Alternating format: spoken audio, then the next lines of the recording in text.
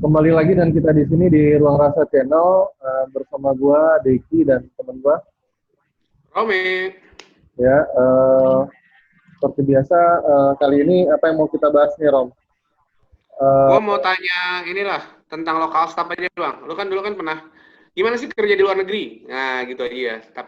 oh iya, boleh boleh boleh. Dan kebetulan apa namanya saat ini lagi ada mau perekrutan. Udah dibuka lowongan itu dari 1 Agustus sampai 31 Agustus kalau nggak salah gua ya. Kalau nggak salah gua itu di Kementerian Luar Udah mau Negeri. habis dong berarti. Udah Udah mau mau habis habis, dong. udah mau habis, udah mau habis. Kira-kira begitu. Ya nggak Jadi apa-apa ya. nggak apa-apa, nggak apa. Dan maksudnya ini kan jadi mana tahu ini buat bahan preferensi buat teman-teman yang ingin mungkin ingin tahu gitu ya, ingin tahu bagaimana dunia lokal staff itu sendiri gitu. Kita diskusi terkait masalah itu ya. Gimana gimana gimana. Ya oke. Pertanyaan pertama dari gue. Hmm. Lokal staff tuh apaan bang? Bisa Itu dulu bang. bertanda. Pertanyaan dasar tuh ya. Lokal staff itu boleh dikatakan dia adalah staff yang bekerja di luar negeri di bawah Kedutaan Besar Republik Indonesia, eh, bekerja di bawah wewenangnya para staf diplomat, baik itu di bidang politik, ekonomi, protokol, konsuler, pendidikan sosial budaya, ya kira-kira begitu. Dan satu lagi di BPKRT, itu bagian administrasi. Dan tugas mereka tuh ada di luar negeri, mereka bertugas di Kedutaan Besar Republik Indonesia, tapi mereka statusnya kontrak ya, kontrak selama 2 tahun. Kalau zaman gua dulu 2 tahun ya, 2 tahun, nggak tahu kalau sekarang ya masih sama ya, 2 tahun, 2 tahun per 2 tahun diperpanjang, per 2 tahun diperpanjang. Selain lokal staff ada staff apa lagi bang? Di KBRI, Hmm. di KBRI selain lokal staff ya semuanya ya lokal staff, selain lokal staff ya diplomat, duta besar, diplomat, lokal staff itu kontrak, ada juga pegawai honor. Cocoknya buat siapa? Nah kerjaan ini nih cocoknya buat siapa nih? Cocok untuk bekerja menjadi lokal staff itu siapa bang? Bekerja di lokal staff itu sebenarnya semuanya ya cocok-cocok aja sih. Kalau dibilang cocok-cocok aja ya, tergantung niatnya bagaimana. Tapi kalau dari sisi ini opini dari gua ya, opini dari gua dan asumsi dari gua. Sebenarnya menurut gua bagi mereka-mereka yang baru lulus kuliah atau masih statusnya masih single gitu ya, kalau gua sih itu lebih cocok gitu ya, karena pertama bagus untuk menambah wawasan diplomasi internasional, menambah wawasan keilmuan diaspora Indonesia, kemudian pengalaman untuk penanganan WNI, mengetahui sejarah dunia, kemudian wawasan terkait mungkin meningkatkan nasionalisme dia terhadap NKRI. Nah itu bagi mereka-mereka yang masih muda tuh bagus banget untuk belajar gitu, apalagi kalau diperbolehkan untuk mengambil sekolah lagi ya, misalnya S2 atau S3 di negara tersebut gitu ya. Nah itu tergantung ini sih, tergantung atasannya. Biasanya begitu. Kalau boleh ya boleh, kalau enggak ya enggak ada masalah gitu. Nah itu kan bagus-bagus aja. Tapi kalau bagi mereka yang sudah punya keluarga atau bagaimana, apalagi sudah punya anak 3, 4, itu perlu dipertimbangkan matang-matang lah. Kalau dari persepsi gua ya, karena banyak hal-hal yang kalau kita di luar negeri itu banyak pertimbangan yang harus dipikirkan gitu. Apalagi kalau kita punya tanggung jawab ya, gitu kira-kira. Tujuan adanya lokal staff tuh apa sebenarnya? Sederhananya sih gampang. Kenapa nggak ngambil dari sana aja gitu? Kan itu kan orang Indonesia yang dipekerjakan di luar negeri. Kenapa dia nggak ngambil orang sana aja untuk kerjanya kalau ngerjain kerjaan gitu? Sederhananya begini, kenapa mereka itu kan adanya lokal staff itu kan agar membantu kerjanya para diplomat. Jadi membantu meringankan tugasnya diplomat. Nah, kenapa nggak direkrut dari sana aja atau bagian dari negara mereka saja gitu? Atau staff-staff yang mereka rekrut langsung dari negara tersebut gitu. Ada hal-hal yang bisa menjadi pertimbangan kayak misalnya apa namanya ada hal-hal yang sifatnya konfidensial itu yang kita sampaikan atau kita informasikan ke negara kita gitu yang itu tidak layak dan tidak pantas untuk diketahui orang lain gitu atau warga negara lain gitu. Itu yang ini apa yang boleh diketahui hanya WNI apa warga negara kita gitu. Dan banyak informasi-informasi yang WNI itu lebih tahu dibandingkan WNA. Tapi ada juga sebagian staff, tapi memang tidak semuanya, ada sebagian staff yang memang direkrut dari negara tersebut. Kira-kira begitu. Ada juga berarti ya? Ada lokal juga. staff ini terdiri dari dua. Satu adalah orang Indonesia asli dibawa dari sini. Yang kedua memang orang dari sana, dari negaranya sana ya? Iya. Oke. Kira-kira begitu. Terus kalau kita mau dapetin informasi nih, jadi kalau teman-teman yang denger di YouTube ini mau dengar informasinya di mana sih gitu? Kalau ada pembukaan pendaftaran dan lain-lain tuh dapatnya dari mana informasinya? Gua itu jadi lokal staff itu di tahun 2016 sampai 2018 ya. Jadi sekali kontrak kedua tahun gitu. Nah, dulu gua dapat informasi itu dari teman. Dan sekarang sepertinya sudah di open ya. Open recruitment itu lebih udah open loop gitu. Jadi maksudnya itu udah sekarang sistemnya udah terbuka. Informasi sekarang udah mulai disebar kok. Itu justru kita dapat informasi itu udah dari websitenya Kemlu kalau nggak salah gua itu. Udah dibuka open begitu. Kalau dulu nggak. Kalau dulu tertutup. Jadi teman ke teman lah segala macam. Kalau sekarang udah open. Jadi yang gua dengar informasinya dari dalam Kementerian Luar Negeri ingin membuka perekrutan untuk lokal satu agar persaingannya lebih terbuka gitu. Kalau dulu kan dari teman ke teman, jadi persaingannya kayak lebih kecil gitu. Tapi kalau udah dibuka begitu, rasa-rasanya persaingannya lebih terbuka. Jadi Kemlu juga punya banyak pilihan untuk memilih siapa-siapa yang layak untuk ditempatkan di negara-negara tertentu. Kira-kira begitu. Kalau sekarang udah open, Rob. Di situs Kemlu kalau gua rasa udah ada gitu. Kalau sekarang ya. Dan seingat gua tuh setahun dua kali. Nggak tahu sekarang. Dulu tuh setahun 2 kali. Nanti di deskripsi lokasi linknya juga ini ya, Bang? Boleh. Jadi kalau orang mau daftar biar nggak bingung nih, misalnya, gue nggak keterima PNS, gue belum dapat kerjaan, siapa tahu mau coba-coba kerja di luar negeri gitu kan, ngerasain angin luar negeri gitu. Nah, terus selanjutnya, tadi berarti caranya yang pertama buka websitenya gitu ya. Terus syaratnya apaan aja sih, Bang? S1 minimal atau apa gitu? Yang terakhir kemarin gua baca itu D3. D3 jurusannya kayak sastra, ekonomi, akuntansi, kemudian hukum, ya yang sejenis begitulah, apa fisik gitu. Yang penting bukan kedokteran, teknik sipil, yang teknik-teknik lah, teknik sipil, teknik arsitek, teknik bla bla bla segala macam, apa kedokteran atau ya mungkin ada bidang olahraga. Kemarin juga ada yang nanya ke gua bidang olahraga saya bisa masuk nggak kira-kira. Seingat gua bidang olahraga tidak bisa masuk, tidak ada requirement terkait masalah itu. Dan bidang-bidang yang tidak inilah HI apalagi HI itu boleh banget masuknya HI gitu. Dan HI yang nggak keterima jadi diplomat itu ya? Iya biasa begitu. HI yang tidak diterima jadi diplomat ya biasanya tuh rekrut jadi dapat jadi lokal staff ya kira-kira. Biar nggak terlalu malu-maluin keluarga lah ya, tetap di luar negeri lah. Ya, kira-kira begitu mungkin. Maaf ya nih yang lulusan HI ya. Tapi kan biasanya kan HI kan memang salah satu tujuan hidupnya kan pengen jadi diplomat gitu. Iya. Kan biasanya kan begitu biasanya ya kan. Biasanya. Jadi ya kalau lo HI, kalau ya, objeknya HI kan begitu objektif.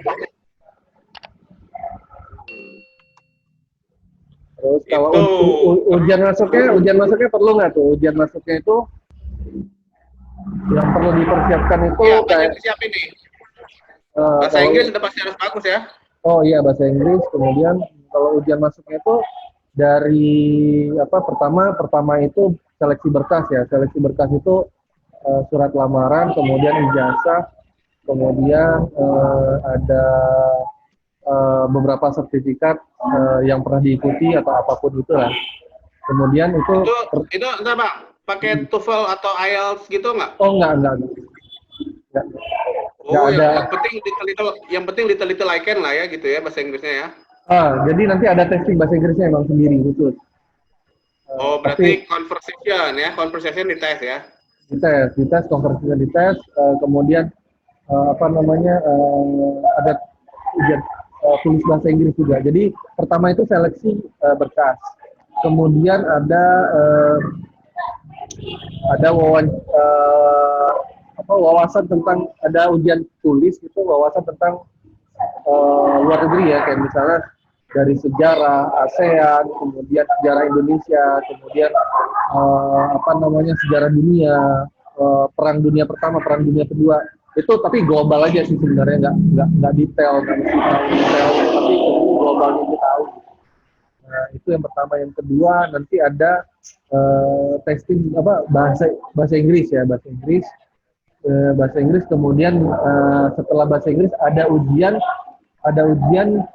kan yang ikut itu kan ada yang sastra Jerman, ada yang sastra Arab, ada yang dari pesantren, ada yang punya latar belakang yang bisa bahasa Prancis, yang bisa bahasa Jerman dan segala macam lah. Nah itu ada ujian sendiri khusus bagi mereka-mereka yang mampu dan itulah. Nah mereka-mereka itu biasa ditempatkan di negara-negara yang menggunakan bahasa tersebut gitu.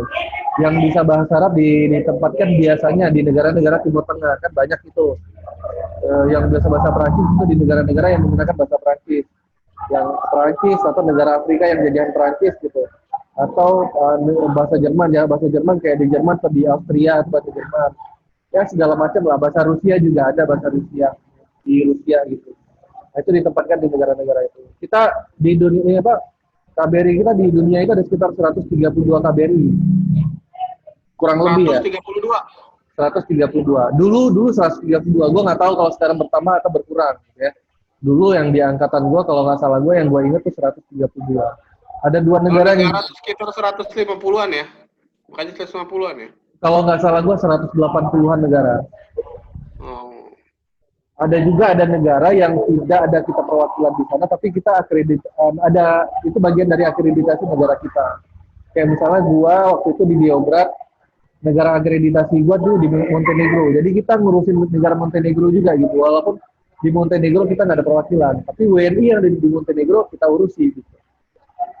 Kerjasama diplomasinya juga bagian dari tugas tanggung jawab KBRI Beograd. Kira-kira begitu. Nah, kemudian selanjutnya setelah ujian tes bahasa kemampuan kita, kemudian nanti ada ujian komputer, tes komputer ya, komputer dasar lah. Kemudian sampai ada ujian NMTI. NMTI itu adalah ujian psikologis ya, ujian psikologis karakter kita lah kira-kira. Karena banyak kejadian mereka yang tidak kuat untuk tinggal di luar negeri sehingga mengganggu kejiwaan mereka, kira-kira begitu. Makanya itu ada tes, mungkin ada tes itu gitu. Nah, setelah itu nanti wawancara akhir bersama Kementerian Luar Negeri. Nah setelah itu baru wawancara di negara setempat, diwakili oleh diplomat negara setempat gitu. Baik itu dari Mintonnya atau dari duta besarnya atau dari siapa ya, utusan dari KBRI setempat yang wawancara itu gitu. Kalau misalnya kita udah dapat nih, kamu akan ditempatkan di negara A, berarti kita akan diwawancarai oleh KBRI di negara A tersebut gitu. Dinyatakan lulus atau tidak lulusnya.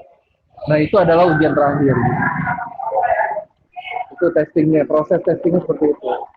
Nah setelah proses testing itu selesai, nanti ada mengikuti ada istilah kayak workshop gitulah selama 1 minggu. Setelah workshop selama 1 minggu, nah itu baru Ada beberapa itu setelah lulus ya, setelah lulus diumumkan di email, kamu lulus atau tidak lulus, kamu lulus atau tidak lulus, kira-kira begitu. Yang lulus akan mengikuti workshop itu akan diikuti selama 1 minggu, ya 7 hari, 5 hari lah, 5 hari 1 minggu. Nah, bagi beberapa orang staff itu akan ditugaskan untuk mengikuti kursus keuangan itu selama 1 bulan. Itu ada SIMKEU, SIMAK, BFN, SAS, dan apa namanya ya, pelatihan keuangan lah. Itu selama 1 bulan setengah, sekitar itulah. Nah, itu hanya orang-orang tertentu saja yang ditugaskan dari pihak ke KBRI setempat lah. Kalau misalnya gua nih, Mas Diki nanti kalau misalnya kami nyatakan lulus, Mas Diki kami harapkan untuk mengikuti apa namanya, pelatihan keuangan, kira-kira begitu. Berarti gua ikut. Kalau misalnya Mas Diki nggak perlu, karena Mas Diki akan ditempatkan di bagian politik misalnya, oh nggak perlu, gitu. Kira-kira begitu. Nah, itu proses testingnya sampai kelulusannya, gitu. Jadi berapa lama totalnya tuh Bang prosesnya? Oh, proses kalau testing itu sekitar 1 bulan setengahan sampai setelah 1 bulan setengahan lah, 1 bulan sampai lebih 2 bulan lah. Karena nanti ada jeda ya, jeda seminggu dari setiap testing itu ada jeda seminggu. Kemudian sampai proses testing keuangan itu ada sekitar 3 bulanan, 4 bulan. Nah, makanya bagi teman-teman yang punya pekerjaan, biasanya kalau sudah dinyatakan lulus, biasanya mereka langsung menyatakan resign di tempat kerja sebelumnya. Itu kira-kira begitu. Nah ini kan kerja di luar negeri nih. Berangkatnya dibayarin nggak sih Bang? Kalau di waktu di zamannya gua itu enggak dibayarin. Jadi itu biaya sendiri. Itu biasanya gitu. Tapi kalau misalnya apa namanya, nggak tahu sekarang. Kemarin sempat ada diskusi itu akan di apa namanya, dibiayai oleh Kementerian Luar Negeri. Tapi gue nggak tahu sekarang. Yang jelas waktu itu sempat ada diskusi seperti itu gitu. Tapi kalau lu tanya di zamannya gue tuh nggak ada. Nah, ketika sampai di sana, pihak KBRI akan memberikan kita kayak persekot gitulah, persekot gitu, pinjaman untuk biaya hidup dan segala macam. Nah, itu juga tergantung dari KBRI masing-masing. Ada yang udahlah, kamu nggak perlu cari kosan-kosan dulu, kamu tinggal aja di Wisma dulu. Ada yang kamu tinggal aja di KBRI dulu, kamu boleh tinggal di KBRI dulu, atau kita disuruh untuk nyari langsung apartemen gitu. Jadi kalau nggak ada duit ya dipinjemin, kalau nggak ada duit, nah bagaimana, itu tergantung kebijakan dari KBRI masing-masing. Jadi belum ada patokan peraturan atau apa namanya, peraturan baku yang mengikat ya, yang mengurusi masalah itu nggak ada. Itu apa ya, sifatnya ad hoc lah. Jadi bisa dikondisikan menurut siapa yang memimpin lah, kira-kira gitu. Oh, tempat tinggal juga bayar sendiri ya Bang? Oh iya, jadi lokal staff itu, jadi perlu diketahui, lokal staff itu staff kontrak, tidak ada karir. Jadi tidak ada tanggungan untuk asuransi, kemudian kos-kosan, apartemen, atau tanggungan keluarga, punya anak 5 nggak ada, atau punya anak 2, atau punya istri, itu nggak ada. Itu kita murni gaji, dari gaji itulah kita olah di situ, cukup untuk biaya hidup, cukup untuk biaya biaya apartemen, biaya kalau misalnya sakit, jelas keluaran jangan sampai terjadi gitu, atau biaya asuransi jiwa, atau pengen punya mobil, pengen nabung, di situ semua, di situ itu gaji di situ. Beda ya, itu bedanya kita sama diplomat. Jadi harus dimengerti ya gitu. Kalau diplomat kan memang dia PNS ya, PNS dia semua ditanggung negara, dari tempat tinggal, kemudian apa namanya, ada tunjangan anak, tunjangan istri, mereka punya, dan ada biaya, mereka punya dana representatif gitu. Nah, kalau kita kan nggak ada, ya harus mengerti lah, kira-kira begitu. Ya wajar aja kita kan kalau mau ya jadi diplomat. Ini di luar perkiraan gua Bang. Jadi gua kira lokal staff itu wah enak ya, keluar kerja di luar negeri, dibayarin rumahnya, Oh enggak. terus kualitasnya ada gitu ya? Nggak ada. Oh, berarti gue nggak mau deh. Ya itu kan tergantung orang ya, tergantung orang. Ya, semua ada kekurangan kelebihan. Oke, kalau misalnya tadi ditanya keuntungannya, kalau gue bilang kalau masih muda ya silahkan aja, masih muda, single, Pengalaman hidup ya. cari pengalaman hidup ya. Kalau gua boleh kasih saran ya, ya cari pengalaman, bagus banget. Dari pengalaman hidup di Afrika kah, di Eropa kah, di Timur Tengah kah, di Asia kah, di Amerika kah, atau di Australia, di beberapa benua itu ya. Dari pengalaman pasti banyak banyak dapat pengalaman, banyak dapat ya, segala macam. Tapi kalau ada berkeluarga ya itu agak Berapa repot ya. gaji? Ya, gimana? Gaji berapa? Gajinya berapa tuh, Bang? Kalau gaji dia disesuaikan dengan negara-negara yang mereka tinggal gitu ya. Di Belanda beda, di tempat gua aku tuh di Beograd beda, di Afrika beda. Itu disesuaikan dengan apa namanya? Bisa dibilang takaran hidup di luar negeri ya. Maksudnya apa ya? Istilahnya ya disesuaikan dengan negara lah. Karena kan ada negara yang biaya hidupnya mahal, ada yang murah, ada yang mahal, ada yang murah. Itu disesuaikan. Tapi kadang-kadang ada juga yang KBRI kita belum mengadjust biaya hidup yang sebenarnya biaya hidupnya sudah meningkat tapi gajinya belum meningkat, belum ada yang kayak begitu, tapi nggak tahu lah, mungkin ada alasan tertentu kenapa KBRI atau Kementerian Luar Negeri belum mengadjust itu gitu. Gue nggak paham kenapa ada seperti itu gitu. Ya, itu sih alasannya logikanya sederhana aja. Kalau digaji murah aja mau, ngapain harus dinaikin gajinya? Kan gitu gampangnya, Bang. Oh, no comment lah kira-kira begitu ya. Ya kan? Ini kan kalau kita bicara secara perusahaan gitu ya. Oh Terus, iya, iya. Jadi ada yang menarik dari perkataan lo, gajinya variatif gitu ya, tergantung Iya, iya. negaranya, katanya di mana. Jadi kalau misalnya gua kan orangnya penuh perhitungan dan juga kewaspadaan. Nah, jadi di mana kalau mau jadi local staff itu paling menguntungkan di mana? Gampangnya gitu deh. Iya, iya, Lu iya. misalnya kalau lu di Perancis habis duit lu buat hidup misalnya gitu ya. Kalau lu di Inggris juga misalnya habis duit lu buat hidup. Kalau di Malaysia biasa-biasa aja kayak kerja di Jakarta, pengalaman juga nggak terlalu oke. Nah, paling worth it gitu. Jadi negara terworth it menurut lu. Ini secara duit nih. Nah, nanti kan kalau uangnya pajak kan tinggal keliling dunia kan ya pakai duit itu, gampang gitu. Jadi paling worth it kalau mau jadi local staff negara mana?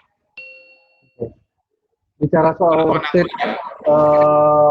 bicara soal worth it itu banyak hal, gitu ya, banyak hal. Pertama bisa disebabkan oleh atasan, karena atasan yang loyal untuk memberikan lembur. Ya ini gue apa adanya, loyal untuk memberikan lembur, loyal untuk ngajak apa namanya jaldis. Ini gue apa adanya gue bilang, loyal untuk memberikan Jaldis lembur. apa jaldis? Perjalanan dinas. Nah, itu kan itu biaya-biaya tambahan yang bisa kita dapatkan di luar gaji gitu. Lembur terus loyal untuk memberikan kita perjalanan dinas atau memudahkan kita untuk nyari tambahan di luar. Nah, kalau apa namanya worth it dari sisi selain dari sisi apa namanya atasan, juga ada dari sisi negara. Ada negara-negara yang apa namanya bebas ya untuk punya apa namanya untuk dia bisa bekerja di negara tersebut gitu. Kayak misalnya begini contoh lah, ada temen gua misal di Amerika gitu, di Amerika dia bekerja dari jam 9 sampai jam 5. Waktu itu lagi muncul-munculnya Uber gitu, Uber, dan ternyata dan akhirnya dia coba menjadi apa namanya drivernya Uber yang waktu itu lagi naiknya itu, lagi naik daunnya. Nah ya akhirnya dia kalau Uber tuh kan waktu itu kan awal-awalnya kan nggak verifikasi kan nggak terlalu requirement kan nggak terlalu ketat ya, jadi siapapun bisa gitu. Dia ngelamar jadi di Uber langsung diterima, langsung ngejalanin, dan ternyata dalam 1 bulan, 2 bulan, 3 bulan pendapatan dia di Uber lebih tinggi dibandingkan pendapatan dia di KBRI. Jadi itu di Amerika gitu, di Amerika. Nah ada di beberapa negara yang nggak bisa, kita nggak bisa kerja di negara setempat karena negara setempat lebih mendahulukan penduduk lokal. Ya ini negara-negara yang biasanya sedang berkembang atau negara-negara yang bahasanya bukan bahasa umum gitu, kayak bahasa-bahasa asing lah di kita itu kayak bahasa-bahasa. Misalnya kayak di negara gua tuh bahasa Yugo, nah semua orang mampu kan. Kalau yang dengan menggunakan bahasa Inggris kan rata-rata bisa, gitu. Semuanya bisa. Terus kemudian ada celah-celah untuk mencari tambahan kayak begini, suami istri gitu, suaminya kerja atau istrinya kerja di KBRI, kemudian suami pasangannya kerja di tempat lain gitu, bisa jadi guru di sekolah Indonesia atau bisa jadi kerja di restoran di negara setempat atau buka usaha. Nah, apalagi di negara-negara yang punya banyak warga Indonesia gitu. Nah itu kan kita buka catering kan juga banyak tuh dapat tambahan dana kan, tambahan pemasukan, kira-kira begitu kan. Nah itu juga bisa jadi tambahan pemasukan. Itu juga bisa dikatakan worth it. Ya macam-macam lah. Ada celah-celah yang bisa kayak di Kuala Lumpur. Kuala Lumpur misalnya suaminya mungkin bekerja atau istrinya mungkin bisa, oh gue untuk cari tambahan buka catering. Jadi teman-teman Indonesia atau warga negara Indonesia yang ada di Kuala Lumpur mungkin bisa pesan makanan ke kita atau bagaimana.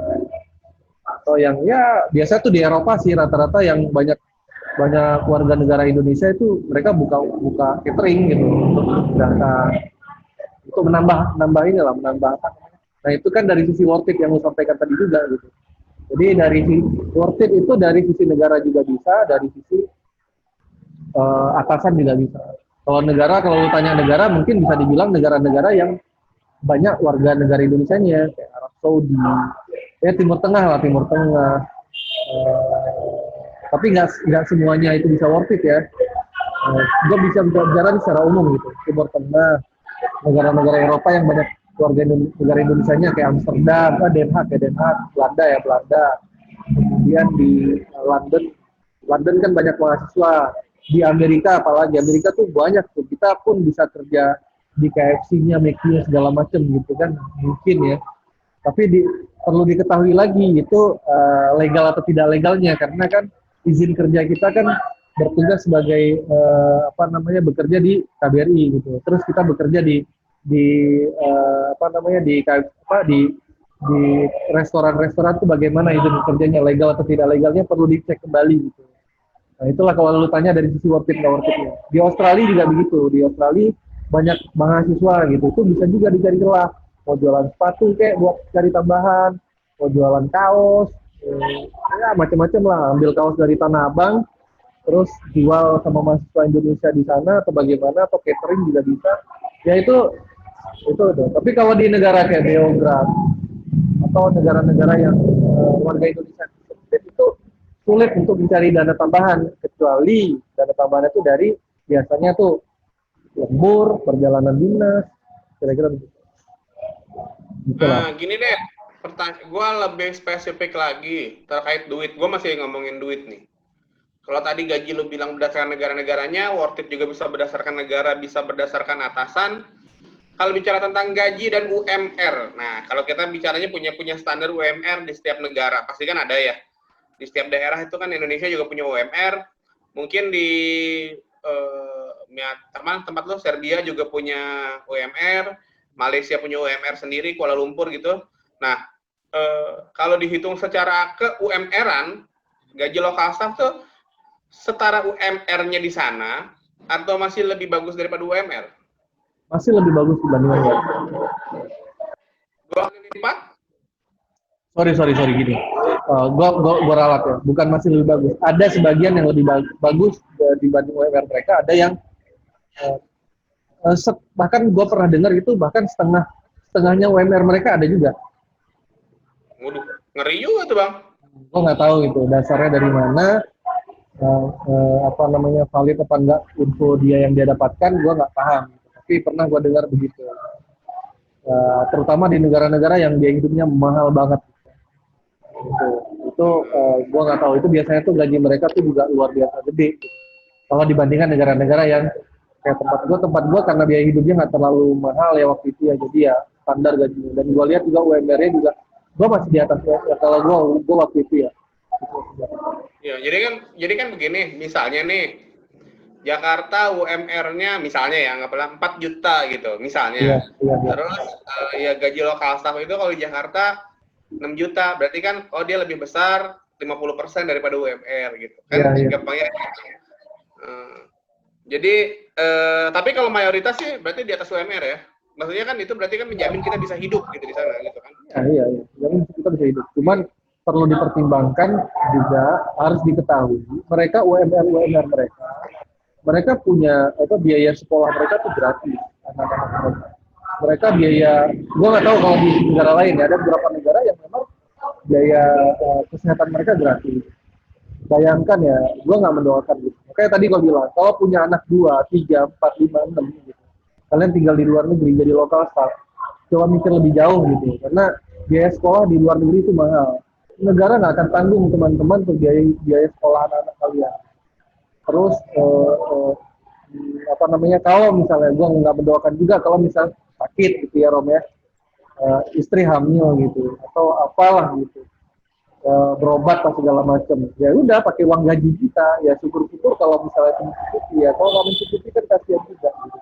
Hal-hal kayak begitulah yang dipertimbangkan kalau misalnya berkeluarga. Makanya selalu ditanya ketika testing awal tuh selalu ditanya itu Rom, semuanya ditanya itu, kamu yakin mampu untuk mau bekerja di luar negeri, kan sudah menikah, sudah punya anak, bla bla bla, itu pasti ditanya tuh, pasti ditanya, karena semua orang itu udah rahasia umum, nggak mudah kalau punya anak. Bahkan teman-teman gue jujur aja, teman-teman gue rata-rata punya anak satu belum berani nambah, Rom, belum berani nambah, punya anak satu belum berani nambah, sampai segitunya gitu. Kecuali ada beberapa negara yang mereka suami istri kerja gitu, yang satu buka restoran, yang satu lagi kerja di KBRI gitu. Itu lumayan, kan? Macam-macam lah, cari-cari. Kalau dia bisa cari tambahan, itu oke gitu. Tapi kasihan kalau di negaranya tuh nggak bisa nyari tambahan gitu. Maaf ya, negara-negara kecil gitu ya. Itu dipertimbangkan matang-matang lah, kira-kira gitu. Oke. Gue tarik lagi ke depan dikit. Tadi lo bilang kalau nggak ada karir. Tadi ada gue note di sini adalah lokal staff itu nggak ada karir. Ya. Apakah bisa diasosiasikan dengan pernyataan gue berikut? Berarti orang-orang yang menjadi lokal staff adalah orang yang mungkin secara karir sudah mentok di Indonesia. Atau, udahlah, gue nggak tahu deh mau ngapain di Indonesia, udah gue keluar negeri. Satu, pernyataan gue itu. Yang kedua, orang yang senang hidup dengan zona nyaman. Jadi dia nggak suka challenge. Jadi ya udah gini-gini aja, yang penting digaji dan hidup. Yang ketiga adalah pernyataan gue, apakah lokal staff itu cocok dengan profil orang yang ya dua itu aja deh. Kayak gitu. Gimana Bang menurut lo? Karena kan nggak ada karir, sedangkan orang di Indonesia kan yang dikejar tuh kan karir. Gimana sebelum usia sekian gue harus jadi manajer misalnya, sebelum target gue adalah usia sekian begini gitu. Nah, dengan jadi lokal staff kan nggak bisa itu, gimana tuh? Jadi alasan-alasan mereka yang untuk menjadi lokal staff itu beragam ya. Bisa yang pertama kayak lu bilang tadi, sudah jenuh dengan di Indonesia karena tidak naik karir segala macam. Karena persaingan yang ketat dan segala macam, tidak siap untuk bersaing di Indonesia, memilih untuk jadi lokal. Bisa seperti itu. Ada juga yang memilih yang sulit untuk mencari kerja di Indonesia. Ada juga yang mengatakan, gue pengen keluar negeri, pengen cari modal. Jadi kerja di luar negeri, pengen cari modal. Ada juga yang gue jenuh tinggal di Indonesia, sumpah tinggal di Indonesia, terlalu rame atau segala macam, nggak cocok untuk hidup. Enaknya tuh tinggal di luar negeri, di Eropa, di Amerika dan bla bla bla segala macam alasan. Beragam lah kira-kira begitu. Kalau dibilang alasan nggak satu Rom, itu banyak alasan mereka untuk terlepas itu ada karir nggak ada karir, itu bukan suatu hal yang matters buat mereka sudah berpikir seperti itu gitu Rom. Kalau kayak misalnya lu kan memang hidup lu di karir banget ya, dan memang jadi posisi kayak lu tuh dan lu udah sampai di titik ini gitu. Nah bagi mereka untuk ngejalanin kayak proses kayak lu tuh ada yang nggak mau, ada yang kayak tadi gue bilang, dan beragam lah alasan-alasan itu. Sebenarnya alasan-alasan itu nggak satu gitu, banyak lah alasan-alasan yang membuat mereka itu ingin menjadi lokal staff. Tapi ya kembali lagi, apapun alasannya tidak ada masalah sama sekali. Yang jadi pertimbangan, kalau gua sih sebenarnya jadi bahan pertimbangan adalah bagi mereka sudah punya keluarga yang punya anak lebih dari 2, itu aja sih. Coba dipertimbangkan matang-matang. Itu sih. Ya udah. Gue sih Bang, dari gue itu aja yang gue tanyain. Dari lo ada yang mau tambahin nggak? Kalau dari gue sih sebenarnya apa namanya, nah, satu hal yang perlu gue sampaikan itu oh ya, tadi kan kalau gue sebutkan tadi bekerja di bawah di bawah itu kerjanya apa aja sih kerjaannya, kan mungkin ada yang tanya emang ngapainnya sih di sana gitu, tergantung kalau itu yang ada pertanyaan seperti itu, jawabannya adalah pekerjaannya itu sesuai dengan posisi kita ditempatkan di mana gitu. Kalau kita di bagian politik, ya kita di bagian politik, ekonomi di bagian ekonomi, pensosbud itu adalah pendidikan sosial budaya. Dari namanya aja kan udah tahu tugasnya dong. Yang politik itu berarti menginformasikan dan terkait dengan politik di dalam negeri dan di luar negeri, di dalam negeri dan di luar negeri. Ekonomi juga begitu. Pensosbud pendidikan sosial budaya, ngurusin pendidikan baik di negara tersebut dengan negara kita, kemudian ya kira-kira seperti itu. Kemudian konsuler itu menangani masalah WNI, warga negara Indonesia kita di sana. Kemudian keprotokolan, kemudian bagian BPKRT itu biasanya ngurusin administrasi keuangan yang ada di KBRI. Itu tugas, kalau ditanya tugasnya itu tergantung job desk-nya masing-masing ditempatkan di bagian apa gitu, kira-kira begitu. Kemudian gimana kehidupan jadi lokal staff sama aja, namanya dunia kerja pasti ada persinggungan, apalagi tinggal di luar negeri. Gua harus bilang itu, tinggal di luar negeri itu tidak ramai orang Indonesia itu saja, kejenuhan itu pasti ada, tinggal teman-teman menyikapi seperti apa, dan banyak permasalahan yang sering timbul itu dari dulu adalah permasalahan antara lokal staff dan home staff. Harus diakui home staff itu terus berganti setiap 3 tahun, begitu juga duta besar, yang mempengaruhi segala peraturan yang ada di situ juga berganti. Memang ada peraturan-peraturan yang mengikat yang baku itu tetap, tapi ada beberapa peraturan-peraturan yang itu dikondisikan menurut home staff dan duta besar atasannya itu.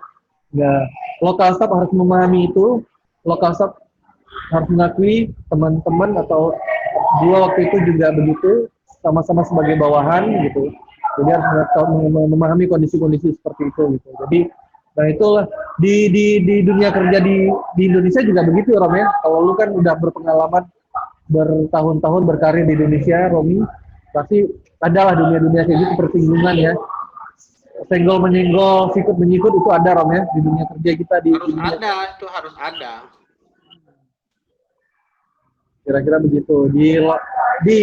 Nah, persinggungan itu berbeda dengan di Indonesia. Di Indonesia karena ruangnya lebih luas, teman-teman harus menyadari di lokal itu ruangnya lebih sempit. Tapi apapun itu ya pintar-pintar bisa menyikapi aja. Itu sih dari gua. Dan nah itu sih yang secara umum. Mungkin nanti kalau ada yang mau ditanyakan lebih lanjut bisa diinformasikan lewat komen. Kira-kira begitu ya, Rom ya? Siap. Mungkin hanya itu yang bisa kita sampaikan. Rom, ada lagi yang mau ditanyakan masalah lokal, Rom? Nggak ada. Ya, secara besar begitu ya. Iya, udah jelas kok Bang. Satu deh pertanyaan gua. Lu pulang itu karena apa? Karena memang melihat lu pengen berkarir, atau yang kedua karena atasan lu nggak enak? Yang mana nih? Gua balik itu karena terus terang waktu itu kondisi pertama keuangan. Karena gue merasa waktu itu anak gue udah mau dua, jadi gue melihat agak sulit rasanya kalau misalnya dengan gaji segitu gue tinggal. Kalau gue pribadi, nggak semua orang seperti itu. Kalau gue tanya gue kan kalau gue gitu, gue merasa agak sulit tinggal di situ. Kemudian kehidupannya yang stagnan, karena secara pribadi gue harus akui gue orang ambisius kok. Lalu tahu gue orang ambisius dan selalu ingin sesuatu yang lebih gitu. Itu pribadi gua ya, nggak semua orang juga, lagi-lagi nggak semua orang seperti itu gitu. Gua orang ambisius dan makanya gua ya udah mungkin tapi gua harus akui pengalaman yang gua dapat dalam 2 tahun itu cukup luar biasa gua dapatkan, sehingga akhirnya gua bisa keliling Eropa dan ya, lumayan alhamdulillah gitu, pengalaman luar biasa cukup banyak gua dapatkan alhamdulillah. Itu bagian dari proses semuanya, dan kurang lebih alasan gua dua itu sih, dari sisi itu dan pribadi yang ambisius yang ya sulit lah rasanya kalau untuk tetap bertahan di situ. Itu sih Rob. Siap. Oke Bang. Oke. Dulu YouTube-nya Bang. Oke, baik. Mungkin gua rasa sampai di situ dulu ya diskusi kita. Balik lagi kalau misalnya ada pertanyaan terkait dengan dunia local startup bisa ditanyakan. Jika memang bisa kita jawab akan kita jawab. Kalau misalnya sekiranya ada hal-hal terkait dengan regulasi di Kementerian Luar Negeri yang belum bisa kita jawab, nanti bisa kita kondisikan lebih lanjut. Dan apa yang kita sampaikan ini murni objektif pribadi, pendapat saya pribadi gitu. Tidak semuanya benar, mungkin tidak semuanya salah gitu. Ambil baiknya dan bisa diserap dari pribadi masing-masing, menurut pribadi masing-masing. Dan sampai di sini dulu diskusi kita. Next kita bisa lanjut lagi diskusi selanjutnya. Dan jangan lupa share, like, dan subscribe YouTube channel kami sebagai bentuk dukungan teman-teman terhadap YouTube channel kita. Terima kasih, sampai jumpa dan ciao. Dah.